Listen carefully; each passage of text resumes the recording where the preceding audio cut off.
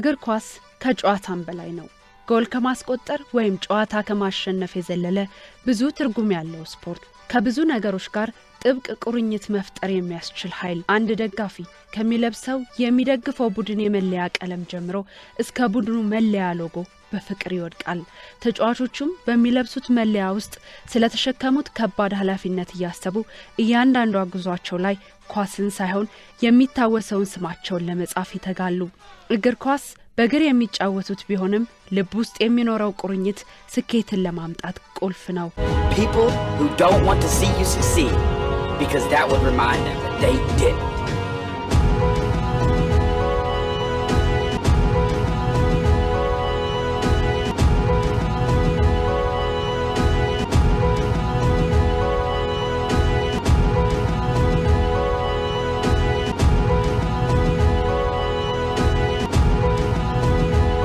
በሌላ መንገድ ደግሞ እግር ኳስ ህዝብን ብዙ ቁጥር ያለው ተመልካችን ማንቀሳቀሻ መሳሪያ ነው።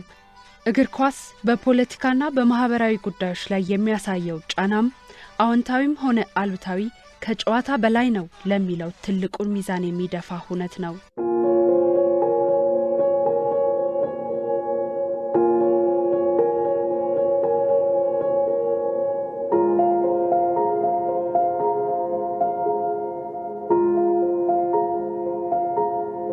እግር ኳስ በራሱ ሰላማዊ ጦርነት ነው።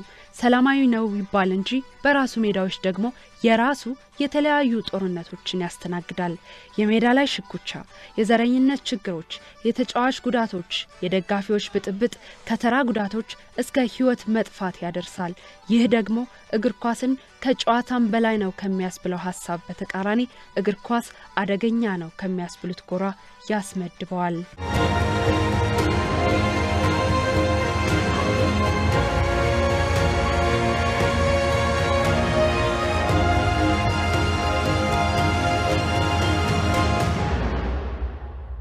በማህበራዊና በፖለቲካዊ ጉዳዮች ላይ ጣልቃ ይገባል እግር ኳስ። በአፍሪካ ጋቦን የአፍሪካ ዋንጫ አዘጋጅ ሆና ተመርጣለች። ይህንን ውድድር በ2017 በፈረንጆቹ ማለትም ዘንድሮ ታካሂዳለች። የሀገሪቱ ምርጫ ተካሂዶ ባለመረጋጋት ውስጥ በምትገኘው ጋቦን ሀገሬው የእግር ኳስ ውድድሩን በጉጉት እየጠበቀው ይገኛል። ምክንያቱ ደግሞ ያለውን ውጥረት የሚሰክንበት አንድ መፍትሄ እናገኛለን ብለው ተስፋ በማድረጋቸው ነው። በመካከለኛው ምስራቅ የዓለም ሀገራት ባለው አለመረጋጋት የበርካታ ብሔራዊ ቡድኖች ጨዋታዎቻቸውን በስጋት ውስጥ ሆነው ያካሂዳሉ። ከነኚህ መካከል አፍጋኒስታንና ሶሪያ ተጠቃሾቹ ናቸው። Syria's war is a mess. After 6 years, the conflict is divided between 4 sides. Each side with foreign backers, and those foreign backers don't even agree with each other on who they're fighting. ዛሬ ላሳያችሁ የፈለኩት ሐሳብ በሶሪያ ከተከሰተው የ6 ዓመት ቀውስ በኋላ ወደ ሩሲያ ዓለም ዋንጫ ለመግባት ሶሪያ የምታደርገው እንቅስቃሴ ውስጥ ያሉ ስሜቶች፣ ፍላጎቶችና ተስፋዎችን ነው።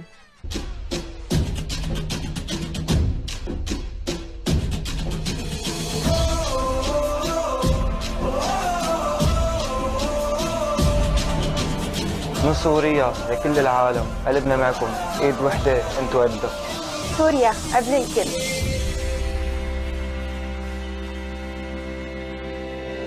ሶሪያ በዓለም ዋንጫ የማጣሪያ ጨዋታዎቿን በአራት የተለያዩ ዙሮች እያካሄደች ነው።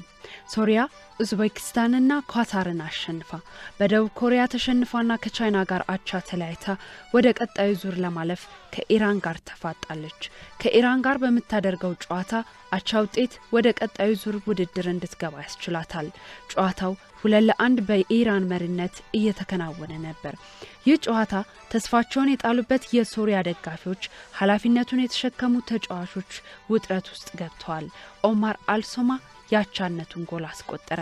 በወቅቱ ጨዋታውን የዘገበው ኮሜንታተር እንዲህ ነበር ሙያዊ ኃላፊነቱን የዘነጋበትን ሳግ የተናነቀው መረጃ ለዓለም ያደረሰው። يلا يا شباب يا رب يا رب الهدف الثاني تمرير يلا الثاني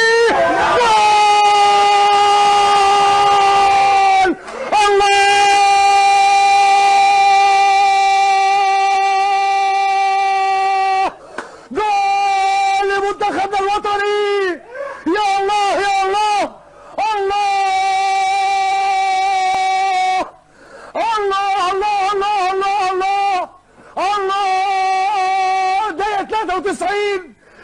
عم بيصير والله للجماهير ابكي افرح الله لا لا لا لا الهدف الثاني يا شباب الله الله الله الله الهدف الثاني لمنتخبنا الهدف الثاني لمنتخبنا وسجل مين يسجل مين يسجل عم نتابع عم نشوف السومة ما لها غير السومة ما لها غير السومة الله الله يا السومة الله يا السومة هدف التعادل هدف التعادل والمركز الثاني أو المركز الثالث الملحق العالمي يا رب የብሔራዊ ቡድናቸውን ጨዋታ ባልተረጋጋው ሀገራቸው በተሰቀሉ የምስል ማሳያዎች የተመለከቱ ደጋፊዎች ደግሞ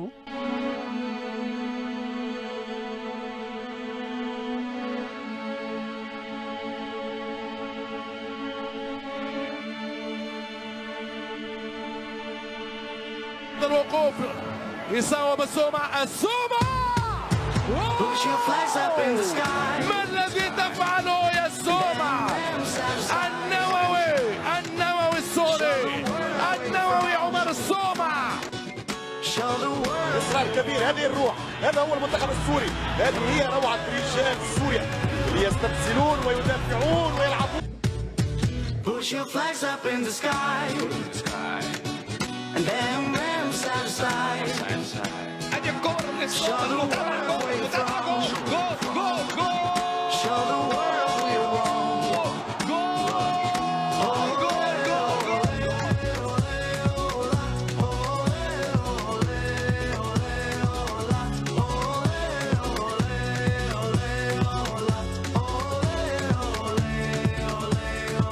ከእግር ኳስ ስፖርት በተጨማሪ ሶሪያውያን ታዳጊዎች የቴኳንዶ ስፖርት ይወዳሉ። ነገር ግን ስፖርት በሚያዘወትሩበት ቦታ ላይ የቦምብ ድምጽ እየሰሙ ንዝረቱ እየረበሻቸው ከሚወዱት ስፖርት ጋር ይታገላሉ። ይህ በሶሪያ ዳማስከስ የስፖርት ወዳጆች ዘንድ የዕለት ተዕለት እንቅስቃሴ ነው። 170 ያክል ሞርታሮች በእነኛ የውድድር ቦታ አሉ ሲሉ የሀገሪቱ የኦሎምፒክ ኮሚቴ ፕሬዝዳንት ይነገራሉ። ምክንያቱ ደግሞ ስፖርተኞቹ ከሽብር ጥቃት የተጠበቁ እንዲሆኑ ነው። ታረክ ጃባን የቀድሞ የሶሪያ ብሔራዊ ቡድን ተጫዋች ነው። አሁን ደግሞ በሶሪያ ብሔራዊ ቡድን የአሰልጣኞች ስታፍ ውስጥ ይገኛል። ተጫዋቾቻችን ከሀገር ውጭ ወጥተው እንዲጫወቱ እንፈልጋለን፣ ግን ደግሞ በሀገር አቀፋዊ ጨዋታዎች ላይ ሀገራቸውን ሲወክሉ ኃላፊነታቸው ምን እንደሆነ ይረዱታል። በዓለም ዋንጫ ተካፋይ ብንሆን ብዙ የሚለወጡ ነገሮች እንደሚኖሩ አምናለሁ ይላል ታረክ። ዓለም ስለ ሶሪያ ያላት ግንዛቤ ከፍ ይላል። ነገር ግን ለጀግናዎቻችን የምንፈልገውን ምቹ ሁኔታ መፍጠር አልቻልንም ይላል ታረክ። የተጫዋቾች ደሞዝ በጣም አነስተኛ ነው። የሶሪያ እግር ኳስ ፌዴሬሽን ምንም አይነት ገንዘብ የለውም። ግን ህዝቡ ውስጥ እየፈጠረ ያለው መነሳሳት ነገ ሶሪያ ላይ እንዲመጣ ለምንፈልገው ሰላም እመኑኝ ይላል ታረክ። ከየትኛውም የፖለቲካ ድርድር በላይ እግር ኳሱ ለሶሪያውያን አንድ መሆን ሚናው ታላቅ ነው። Push your flags up in the sky. ሶሪያ አሁን በዓለም ዋንጫ መሳተፏን ለማረጋገጥ ከአውስትራሊያ ጋር የደርሶ መልስ ጨዋታ ይጠብቃታል። በመጀመሪያው ዙር ከአውስትራሊያ ጋር አንዳቻ ተለያይቷል። በቀጣይ ዙር ማለፍ ከቻለች ወደ ዓለም ዋንጫ ለመድረስ 180 ደቂቃዎች ብቻ ይቀራታል።